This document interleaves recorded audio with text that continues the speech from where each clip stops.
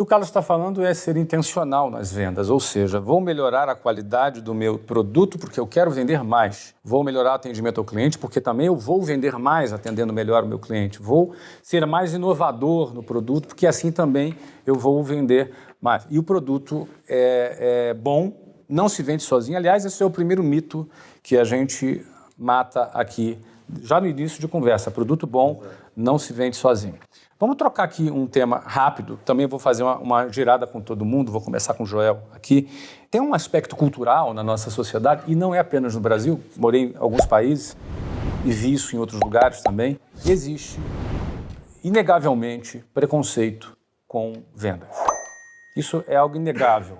Existe uma compreensão inconsciente de que quem não deu certo na vida vai vender alguma coisa. Uma mãe procurando emprego para o seu filho, às vezes ela chega para o amigo e fala, olha, pode ser qualquer coisa, arruma um emprego para o meu filho, pode ser até vendas. Porque existe uma consciência ou um pensamento inconsciente, talvez, de que isso é algo de segunda categoria, de terceira categoria. O que se contrapõe a tudo que a gente falou até agora, porque todo mundo falou sobre o quanto é essencial a vendas.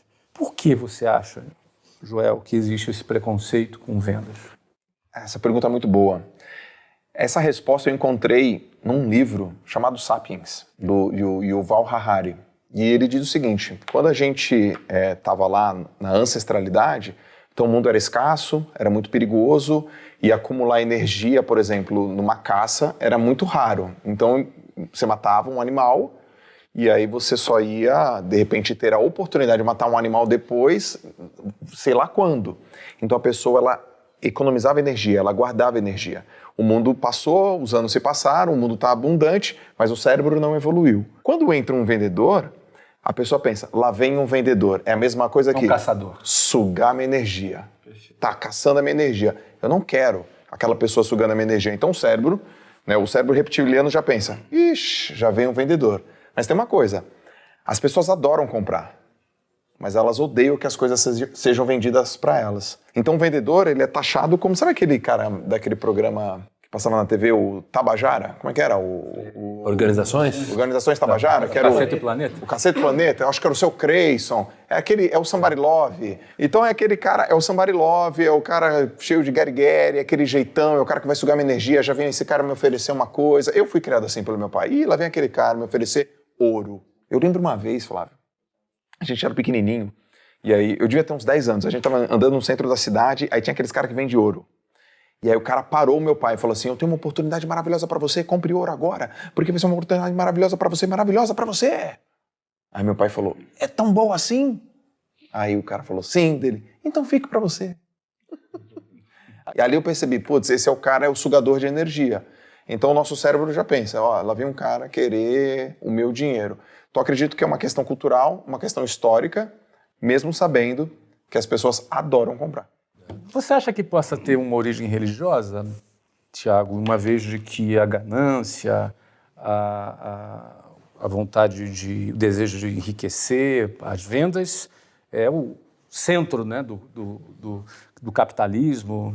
Olha, é muito interessante porque mesmo se tiver alguma origem religiosa, você vê que tudo que compõe o mundo religioso acaba usando muito dos motores e técnicas e modelos de vendas para propagar a própria religião. Perfeito. Não é? Então, assim, seria uma hipocrisia dizer que de alguma forma isso não tem algum tipo de conexão. Mas pensando um pouco nessa origem religiosa e olhando sob a ótica de Sapiens, né, que o João falou, eu estava pensando o seguinte, como tudo na vida que tem pouca barreira de entrada, aqueles péssimos vendedores, ou aqueles vendedores ignorantes, ou aqueles vendedores sem a mínima técnica, acabam muitas vezes, ou até desonestos, né?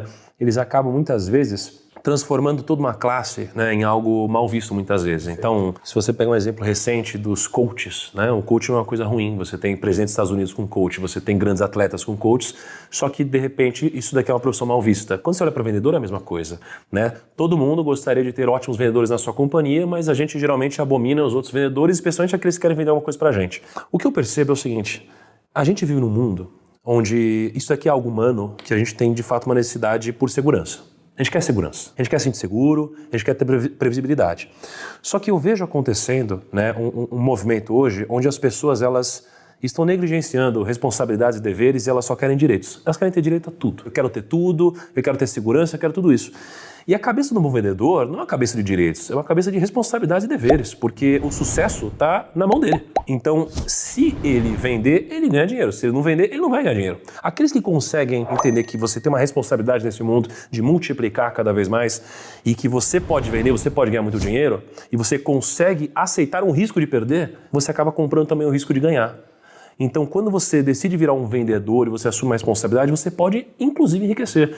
Então, eu acho que são duas cabeças. Pacote. Exatamente. A possibilidade de perder e a possibilidade de enriquecer. Exatamente, desde que você abra mão desse pensamento de direitos e você entenda que você vive num mundo onde o resultado real não tem a ver com isso, sim com responsabilidades e deveres, né? Bush, você que também atua aí com vendas por tanto tempo, o Thiago falou sobre o desejo das pessoas de buscarem segurança e às vezes abrindo mão de sua liberdade. Você também já gerenciou times de vendas. E é muito comum em time de vendas você ter bônus, você ter prêmios, você ter o cara ter acesso a ganhos muito acima da média. Você já deve ter visto gente trafegando nessa carreira de vendas que fracassou e gente que deu certo. Esse cara que deu certo é o cara que buscou mais a liberdade do que a segurança? O que eu mais vi nesse mundo de vendas de gente dar certo é quem entendeu que vendas é uma soma de pilares, né? Porque a gente tem também um outro dogma na sociedade que vendedor bom é aquele que nasceu falante ou que tem um dom de se comunicar, coisa que a gente não precisa nem explicar. Esse é outro mito, então, para a gente derrubar. Eu não sei, mas para mim é evidente, né? Com certeza. E quando a gente fala de liberdade e segurança, o que acontece muitas vezes as pessoas elas inverterem a ordem. Quando a gente está trabalhando com vendas, a gente está servindo alguém. A gente não está nos servindo. Só que a gente vai entender que vendas como eu falei antes, é uma transformação. Para mim foi. O Caio acho que colocou mesmo na mesma linha. Vendas para mim é a ambição, que tu colocaste muito bem no início, pelo menos eu estou rotulando assim. Técnica. E por fim também para mim resiliência. Porque o cara que vai trabalhar com vendas, se não entender que ele vai ter mais não do que sim, ele não vai curtir aquilo. Então para mim vendas é como um médico que vai dar uma cura para alguém, sabe? A sensação de ver que tu está fazendo alguém melhorar, para mim, vendas é isso. Se eu trabalho com vendas, eu entendo o que eu posso vender, como eu vou melhorar a vida de alguém, eu vou ter sucesso em vendas. O problema é que eu vi muita gente nesse mercado ganhando bons bônus, que às vezes tinha um pico, mas nem sabia por quê. Às vezes sofreu uma venda e depois não se estabeleceu, porque ele não tinha a essência de servir. Ele tinha a essência de ser servido. Então, às vezes, até um argumento, às vezes um cliente chegou preparado, vendeu. Por isso que muito empresário começa, às vezes, indo bem, depois ele cai. Porque ele não entendeu o que ele está gerando de valor, ele só entendeu que eu quero te vender esse copo de água. E ele vai empurrando, sei lá, se daqui a pouco eu pego um cara, com sorte eu vendo, mas eu não vou ser perene. O Thiago falou, não tem barreira de entrada. Mas por que pouca gente se dá muito bem em vendas? Porque pouca gente se dá o luxo de treinar muito, de viver o processo, de evoluir, de buscar conhecimento, né? Desculpa que eu me estendi, mas eu acho que é um pouco da minha linha como eu vejo. Estenda-se à vontade. Você aqui é parte do meu conselho. Não, cara, bom, eu vou aproveitar. Eu posso antes de você mudar de assunto? Pode. Não, eu vou só complementar. Aqui Tá bom, não, beleza. Ou você quer falar alguma coisa? Fica à vontade. Eu tô pensando na pergunta que você me fez ainda e eu refleti Então um negócio agora. Então volta aqui, cara. Você estava perguntando sobre ter uma origem religiosa em venda? Perfeito. Eu acho que os religiosos são os melhores vendedores. Os religiosos, eles têm fé. Então eles primeiro acreditam no que eles estão vendendo. Perfeito. Então, olha só, eles acreditam no produto deles. Né? Se a gente fosse trazer para o mundo mais materiais, acreditam no produto deles. Então, alguém que acredita no seu produto, alguém que é capaz de chorar falando sobre isso, capaz de se emocionar, né? Capaz de viver uma vida, entregar sua vida, né? Entregar sua vida por isso, como que alguém vai vender com mais paixão do que uma pessoa que é religiosa?